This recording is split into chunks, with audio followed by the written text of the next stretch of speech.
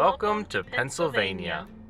Well, we've made it here. We made it to Pennsylvania, just like we said we would in our last Ohio video. Yeah, we booked this place pretty recently. We weren't sure we were going to Pennsylvania till a week ago, but we did it. We followed our word. So our first stop here in Pennsylvania is to see a very popular spot that I have never been to. Andrew has been to before, a long time ago. I have been here once, but now I'm back, better than ever, ready to go. Last time you were here, you got injured. Last time I was here, I did get injured, like many other thousands of people who have been injured on this land, but mine was a little bit less severe. Spoiler alert, we're in Gettysburg. Oh dear, the book has fallen apart. No one pay attention, the book has fallen apart. We're doing the Gettysburg Story audio tour. This is like $20, I think, if you buy the book inside the visitor center. Shout out to Connor for giving it to us, Candace's little brother. So we have paid $0. He wanted a shout out in the video, so shout out to Connor. That is Connor Rhodes, Social Security number 1. The book that we have comes with CDs, compact discs. We don't have a CD player in the Equinox, but there was like a redemption code that we could download the app and get the whole thing on our smartphone, which is how we do things. We are doing the full tour. We're gonna go to all the stops. I don't know that we'll show you guys every stop that we go to. We will film all of them, but you know. You can also go on bus tours if you're a bus person. That's not us. And for like $80, you can actually hire a guide to drive your car and drive you around and talk. And while that would be fun, the little monster back there... She would not be a fan of someone getting into our car and driving it, I believe. No, she would not like that at all. But dogs are allowed at the Gettysburg. Pets are allowed at Gettysburg. There are some places that they cannot go into. They can't go into the visitor center. They're not welcome in the cemetery, which is fair. So I think as long as you just kind of pay attention and are respectful, dogs can pretty much go anywhere here, but if we go somewhere where they're not allowed, we'll mention it. So the audio tour starts right here in the visitor center. We have a 10-minute audio clip that we're going to listen to while we drive to stop number 1, where the battle began at McPherson Ridge.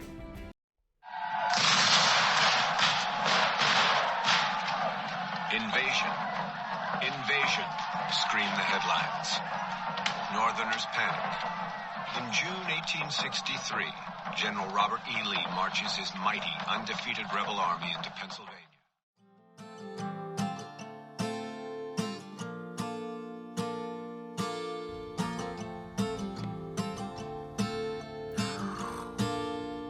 Oh, we missed Riley. Well, we have made it to the first stop on the audio tour. Obviously, we are not going to just say everything we learned, because this would turn into a 3-hour YouTube video. So we're going to give the gist at every single stop. Candace, start the gist. Oh boy. So this is where the Battle of Gettysburg officially started. McPherson Ridge. Or McPherson, however you want to say it. Yeah, people Okay, so I'm going to go ahead and take over so people don't get angry at us. Okay, so this is the ridge. Okay, that's west. That's east. That's where Gettysburg is. That's where the Union soldiers were. The Confederate Army came from the mountains over there. They met up in that wood line, and that's where everything happened. We learned that there was a general, I think his name was Reynolds maybe, in the cupola. If you can see it, right there, maybe the green top cupola. He was watching over the battle and said he should probably get down there. And as soon as he got down here, he died instantly. He was shot in the head and killed, and the greatest general in the Union died 3 minutes into the Battle of Gettysburg, which was not good.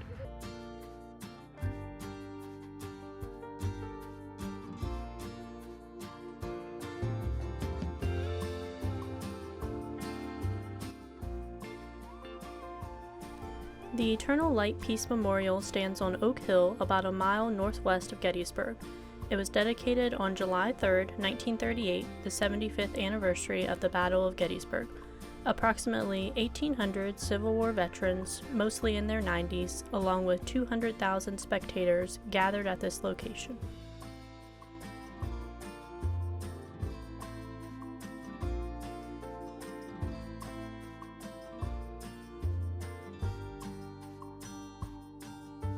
Obviously on this channel we have an affinity for puppies, so we absolutely could not take a chance to miss the Sallie the Dog Memorial. Sallie was a Union dog. She was a puppy when the she was a puppy when the war first started, and after the battle up here she was missing for a few days, and when they went back to find her they assumed she was dead, but she was actually guarding all of the dead bodies of the Union soldiers because those are the people she knew and loved. To thank Sallie, they gave her this little memorial on the back side of a memorial.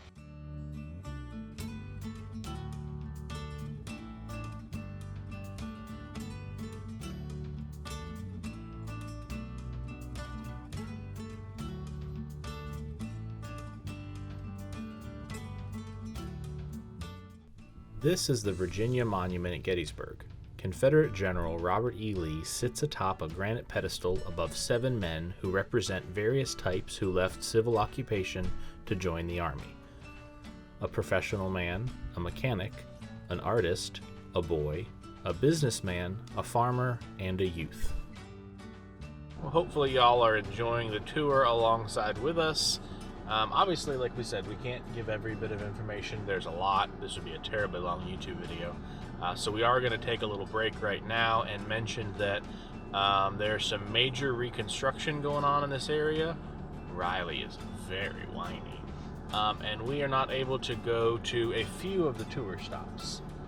Most importantly, the one stop that I wanted to go back to was Little Round Top, because when I came up here as a Boy Scout, actually I wasn't even a Boy Scout yet, when I came up here with the Boy Scouts, I fell down, skinned my knee, and was wounded at Little Round Top like many, many others. It was a tragedy. I got picked up in the troop van, and I'm pretty positive I got taken to get some ice cream. Candace has not offered to get me any ice cream today. So yeah, there's a couple parts of the tour that unfortunately we're not going to be able to see. I'll put down here, somewhere in this little area, which ones are closed. They're supposed to be open this summer. They've been closed for the last 2 years or so, so that's unfortunate. Over to Candace. So we have just pulled over. We're going to have a little picnic lunch, and then we'll get started on the tour again. That's right. Stay tuned to see our sandwiches. Enjoy the intermission. That's Jeopardy. On July 2, 1863, the second day of the Battle of Gettysburg, the area around Devil's Den saw intense fighting as part of General Robert E. Lee's attacks. Some 5,500 Confederates ultimately captured Devil's Den from 2,400 defenders. It was one of the few Southern successes in that day's fighting. It was one of the most photographed areas of the battle due to the terrain. Some of the most famous photos from the entire war were taken here, although years later many of them were found out to be staged by the photographers for a more interesting look.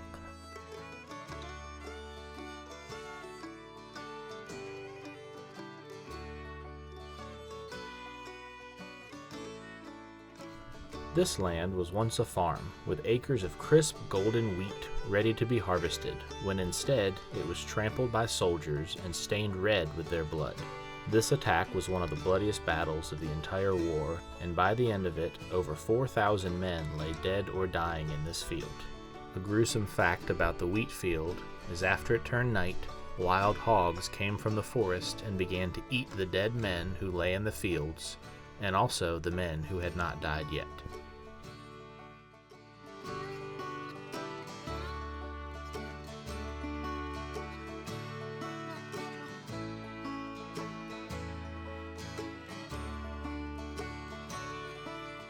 Near the peak of this barn you can see the hole made in the bricks by cannon fire at the Union soldiers.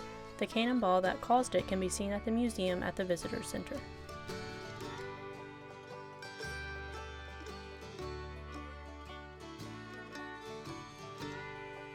The Pennsylvania Monument, dedicated in 1910, is the largest monument on the Gettysburg battlefield. There were 34,530 Pennsylvania soldiers fighting in the battle, more than any other state that was represented at Gettysburg.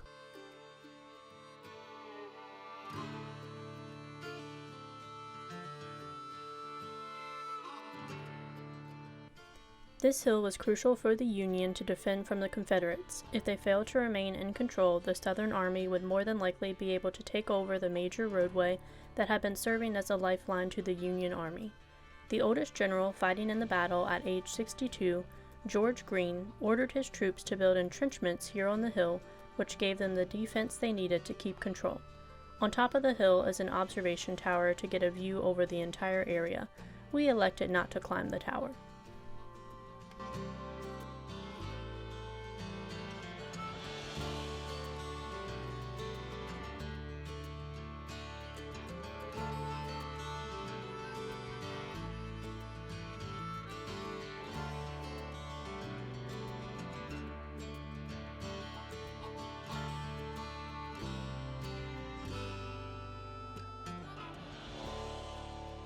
Well, we did it.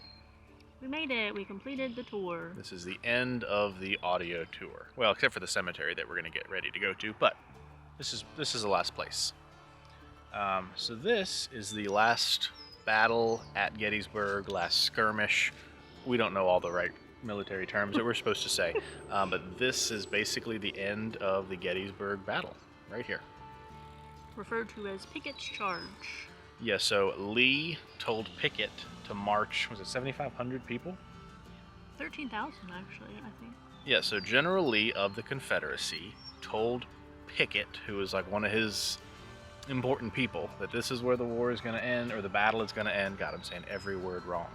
And they just marched 7,500 Confederate soldiers. 13,000 Confederate soldiers. Let me pan over here a little bit. Over there, where it didn't go very well for them. No, half of them died. Yep, this is Cemetery Hill, or it's the ridge of Cemetery Hill right before you get to the cemetery, and this was like the breaking point where if the Confederate soldiers got past here, they were probably going to win the battle, and if they won Gettysburg, they were probably going to win the war. This is a really interesting way to do it with the audio tour. When I did this, when I was in the Scouts, we hiked most of it, and like we hiked where the soldiers hiked, and I feel like that motorcycle coming, I feel like hiking it gave you a different sense because you were like, you accomplished something and you literally walked where the soldiers walked, and we did some walking around here, but yeah, I would say if you had the time to walk the hike, because I think we did it over 3 days back then, it's been a long time ago, but you feel like you've earned something. And driving around was great. Listening to the tours though, that was really cool. They had some great stories, some funny stuff that I didn't expect to be funny. So like we said, from here we are going to the very final tour stop, the Gettysburg National Cemetery, where where many of the Union soldiers were buried. It is also where Abraham Lincoln gave his very famous Gettysburg Address. We accidentally listened to part of that speech already, and it turns out that he wrote it like 3 days before the address, and it was like the second time in his entire career that he ever pre-wrote a speech.